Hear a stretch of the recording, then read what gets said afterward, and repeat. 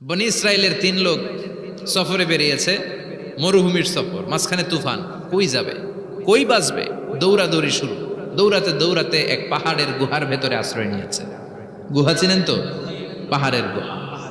আশ্রয় নেওয়ার সাথে সাথেই বৃষ্টির পানির ঝাপটায় পাহাড়ের উপর থেকে বিশাল এক পাথর খণ্ড এসে পাহাড়ের গুহার মুখটা বন্ধ করে দিয়েছে। বন্ধ, অন্ধকার। এরা পড়ছে বিপদে। হায় হায়, বাঁচার জন্য ঢুকলাম, এখন দিই মরণ। ঢুকছিল কি জন্য? এখন মরণ। বিশাল পাথরের খণ্ড এসে গুহার রাস্তাটা বন্ধ করে দিয়েছে। 3 জন গায়ের যত শক্তি ছিল ধাক্কায়ও পাথর সরাইতে পারে না। হায় হায়, অক্সিজেন ভিতরে যা আছে আধা ঘন্টা শেষ হয়ে যাবে। কি করে বাঁচবো? বাঁচার উপায় নাই। চিল্লা ফাল্লা শুরু হয়ে গেল, কান্নাকাটি শুরু। একজন বলে, তোমাদের জীবনে কার কি ন্যাক আমল আছে, যেই ন্যাক আমলটা আল্লাহর ভয়ে করছিল ওইটার ওসিলা দিয়ে দোয়া করে দেখো কিছু হয় কিনা। সুবহানাল্লাহ কোন? এটাই উপায়। একজন হাঁটু গেড়ে চোখের পানি ছাড়া শুরু করছে আর দোয়া শুরু করছে, আল্লাহ আল্লাহুম্মা কানাত লি আবাওয়ান শাইখান কাবীরা। আল্লাহ, আমার বাবা মা ছিল বৃদ্ধ বৃদ্ধা, আমি পেশায় রাখাল, সারাদিন ছাগল চড়িয়ে রাত্রিবেলা দুধ আনতাম, সবার আগে আব্বা আম্মারে দিতাম, এরপরে আমার ছেলে মেয়ে, এরপরে স্ত্রী। একদিন গভীর রাতে এসে দেখি আব্বা আম্মা ঘুমায়। দুধের বাটি নিয়ে আব্বা আম্মার মাথার সামনে দাঁড়িয়ে রইলাম। ছেলে মেয়েগুলো আব্বা এসে বলে, আব্বা দুধ দাও। আমি বললাম পরে, আগে আব্বা আম্মা খাবে, তারপরে তোরা। ছেলে মেয়েগুলো কান্না জুড়ে দিল, আমি দেই নাই। ফজর পর্যন্ত দাঁড়িয়ে রইলাম। ফজরের আগ দিয়ে আব্বা আম্মা ঘুম থেকে উঠে দেখে তো আমার অবাক, কিরে বাবা দাঁড়িয়ে কেন? বললাম প্রতিদিন দুধ খেয়ে ঘুমাও, আজকে আগে আগে ঘুমিয়েছো, দুধ খাও নাই, তোমাদেরকে আগে দিব বলে দাঁড়িয়ে রইলাম। আল্লাহর ডেকে বলে, আল্লাহ ওই দিন সারা রাত দুধের বাটি নিয়ে মা বাবার শিওরে আমি দাঁড়িয়েছিলাম। ফজরের সময় আব্বা আম্মারে দুধ খাওয়ালাম, তারপরে ছেলে মেয়েদেরকে দিয়েছিলাম, তারপরে স্ত্রীর মুখে দিয়েছিলাম। ও মাবুদ, ওই দিনের এই কাজটা আমি দুনিয়ার কাউরে খুশি করার জন্য করি নাই, শুধুমাত্র তোমার খুশি ছাড়া। ওই রাতের ইবাদত যদি তোমার দরবারে ভালো লেগে থাকে, ফাফাররিজ আন্না মা নাহনু ফি, আজকের বিপদের দিনে কেউ বাঁচানোর নাই, তুমি আমাদের বাঁচাও। ফানফাজারাত, মুহূর্তের মধ্যে 1/3 বিশাল পাথর খণ্ডটা 1/3 ডান দিকে সরে যায়, এক পাশে সরে যায়। সামান্য আলো বাতাস ঢুকতে আরম্ভ করবে। এখন বাতাস ঢুকে, এখন বেঁচে থাকতে পারবে এই নিশ্চয়তা হয়েছে। সুবহানাল্লাহ কোন? এবার সে বলল, ভাই তোর কি আমল আছে বল। দ্বিতীয় জন হাঁটু গেড়ে আবার চোখের পানি ছেড়ে আল্লাহর ডেকে বলে, মাবুদ আমার এক চাচাতো বোন ছিল, কানাত লি ইবনাতু আম জামিলা ওয়া কুনতু উহিব্বুহা কাআশাদ্দি মা ইউহিব্বুর রিজাল আন-নিসা। আল্লাহ, সুন্দরী, অনন্যা, অপ্সরী, প্রিয়ংবদা, অনুসুয়া, গুণবতী, রূপবতী আমার এক চাচাতো বোন ছিল, তার প্রেমে আমি ছিলাম পাগল পাড়া, কিন্তু সে তো আমার ডাকে সাড়া দেয় না। অনেক চেষ্টা করলাম তারে পাওয়ার জন্য। চাচাতো বোন আমারে বলে, 100 স্বর্ণ মুদ্রা যেদিন দিতে পারবা ওই দিন আমারে পাবা। এবার আমি স্বর্ণ মুদ্রা কালেকশনের কাজে লেগে গেলাম। বছরের পর বছর চেষ্টা করে 100 স্বর্ণ মুদ্রা যেদিন পেলাম ওই দিন চাচাতো বোনের কাছে গেলাম, যে তার হাতে স্বর্ণ মুদ্রা দিলাম, বললাম চলো এবার আমরা অপকর্ম করি। স্বর্ণ মুদ্রা পেয়ে সেও খুশি, আমিও খুশি। সে পাইছে স্বর্ণ, আমি পাইছি তারে। গোপন একটা রুমের ভেতরে ঢুকলাম, দুজনে জামা কাপড় খুলে ফেললাম, নেকেড হয়ে পাপ কাজ শুরু করব। ইন দা মিন টাইম আমার চাচাতো বোন আমারে বলে, ও আমার চাচাতো ভাই, আমারে তুই আমার সতীত্ব তুই নষ্ট করে দিস না, ইত্তাকিল্লাহ, আমার সম্ভ্রম তুই শেষ করে দিস না, ইত্তাকিল্লাহ, আল্লাহরে ভয় কর। আল্লাহ, ওই মুহূর্তে ফিরে আসা কঠিন কঠিন, কিন্তু ইত্তাকিল্লাহ, আল্লাহরে ভয় করে, এই শব্দটা যখন শুনলাম আমার ভিতরটা কেঁপে উঠেছে। আমি মুহূর্তে তোমার ভয়ে জামা পড়ে ওই রুম থেকে চিৎকার মেরে বেরিয়ে গিয়েছে। আল্লাহ, সেদিন আমি পাপ কাজ করি নাই, সেদিন আমি মনের খায়েশ মিটাই নাই, তোমার ভয়ে সেদিন আমি দৌড়ে পালিয়েছি। ওই দিনের ইবাদতটা, আমলটা যদি তোমার কাছে ভালো লেগে থাকে, ফাফাররিজ আন্না ফিমা নাহনু ফি, আজকে যেই বিপদে আছি তুমি বাঁচাও। বলার সাথে সাথে 2/3 2/3 পাথরের খণ্ডটা আরো ডান দিকে সরে যায়। সুবহানাল্লাহ পড়েন। এবার আরো বড় ফাঁকা হয়েছে। এবার তারা বেরোতে চেষ্টা করলো, দেখে মাথা বেরোয়, শরীর বেরোয় না, হাত বেরোয়, পিঠ বেরোয় না, পা বের হয়, দেহ বেরোয় না, আরো ছুটতে হবে। এবার বাকি আছে কয়জন? একজন। সে দোয়া করতে শুরু করলো, আল্লাহ ইস্তাজারতু উজারাক, আমি ব্যবসায়ী ছিলাম, অনেক শ্রমিক ভাড়া করে একদিন একটা কাজ করালাম, সব শ্রমিকের টাকা দিয়ে দিলাম। এক শ্রমিক টাকা না নিয়ে ভাগলপুর কই যে গেছে নিজেও জানি না, ওর টাকা আমার কাছে রয়ে গেল।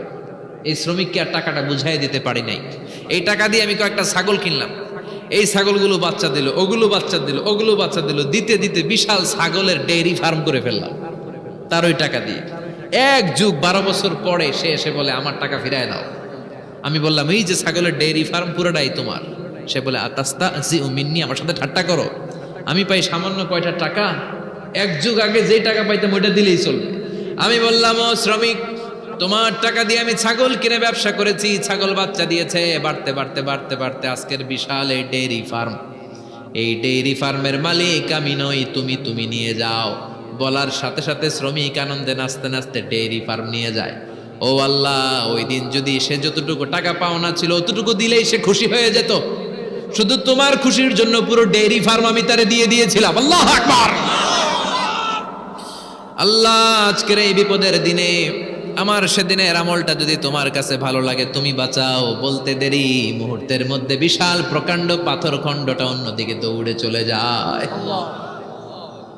পাহাড়ের গুহা ওপেন, পাথর খণ্ড নাই। আল্লাহর শুকরিয়ার তাকবীর দিতে দিতে 3 জন বের হয়ে যায়। সুবহানাল্লাহ পড়েন। সহিহ বুখারীর বর্ণনা, সহিহ হাদিস। নিজের এমন কোন নেক আমল যদি থাকে যে আমলটা শুধু আল্লাহর জন্য করেছিলাম, ওই নেক আমলের ওসিলা দিয়ে দোয়া করলে দোয়া কবুল করবে কে? করতে রাজি আছেন তো? এরকম অনেক শুনবেন ক্যান্সারে আক্রান্ত, দুরারোগ্য ব্যাধি, বাংলাদেশের চিকিৎসা শেষ, ইন্ডিয়া গেছে, কয় বাঁচবো 3 মাস। কয় মাস? এরপরে 7 বছর বাইসা ছিল। কেমনে বাঁচলো? কেমনে? দোয়া। দোয়ার পাওয়ার আছে না নাই? তবে দোয়াটা দোয়ার মতো হতে হবে। সিনসিয়ার দোয়া ইজ লাইক এ মিসাইল। একনিষ্ঠ দোয়া এটা মিসাইলের মতো। মিসাইল হামলা করলে ইঞ্চি ইঞ্চি যেখানে মিসাইল বোমাটা পড়ার কথা ঠিক ওখানে পড়বে। ড্রোন হামলা করলে ঠিক ওখানে, ব্যালিস্টিক ক্ষেপণাস্ত্র নিক্ষেপ করলে লক্ষ্য বস্তু যেমনি ভিত করে, এমনি দোয়ার মতো দোয়া করলে মুহূর্তেই দোয়া কবুল হয়ে যায়। আমরা দোয়ার মতো দোয়া করতে জানি না, কেমন করে দোয়া করতে হয় আমাদের জানা নাই, এজন্য দোয়াও কবুল হয় না। চিল্লায় কোন ঠিক কিনা? কিন্তু আল্লাহ ওয়াদা দিয়েছেন উজিবু দাওয়াতাদ দাঈ ইযা, আমার বান্দা দোয়া করলে আমি দোয়া কবুল করি, আমার বান্দা চাওয়া মাত্রই আমি কবুল করে নেই। সুবহানাল্লাহ পড়েন। যত দোয়া আপনি করেছেন সব কবুল, সব, অল অফ ইউর দোয়াজ আর অ্যাকসেপ্টেড, সব কবুল হয়েছে আল্লাহর কসম। অনেকে বলবে হুজুর এটা আবার কি কইলেন, এতক্ষণ তো ভালোই কইতেছিলেন, সব দোয়া আবার কবুল হয় কেমনে? আমি তো জীবনে কত কিছু চাইলাম, কত কিছুই তো পাই নাই। আছে না এরকম? অনেকে অনেক পেরেশান, আফসোস করে হুজুর চাইলাম আল্লাহ দিল না। 4টা মাইয়া, এবার কাবা ধইরা চাই আইছি পোলার কথা, এটাও হয়েছে মাইয়া। আছে না নাই? 5টা ছেলে হয়েছে, মেয়ের জন্য বুকটা হাহাকার। হজে যে আরাফাতের ময়দানে চেয়ে আসলাম, এইবারও হয়েছে আর একটা পোলা।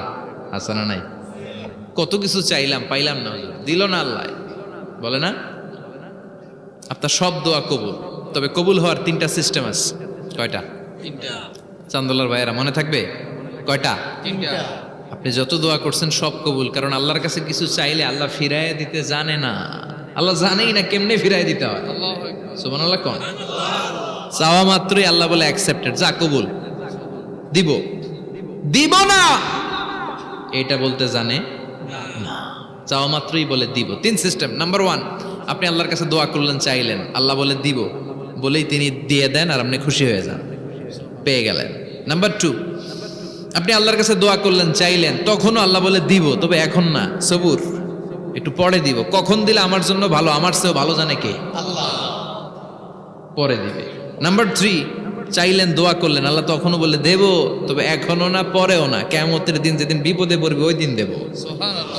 যেদিন তোর বাবা তোরে চিনবে না, তোর মা তোরে চিনবে না, বন্ধু বন্ধুরে চিনবে না, পীর সাহেব মুরিদরে চিনবে না, মুরিদ পীর সাহেবরে চিনবে না, ইমাম সাহেব মুসল্লিরে চিনবে না, মুসল্লি ইমাম সাহেবরে চিনবে না, কেউ কাউরে চিনবে না। ওই কঠিন দিনে তোরে আমি বাঁচাইয়া দেব।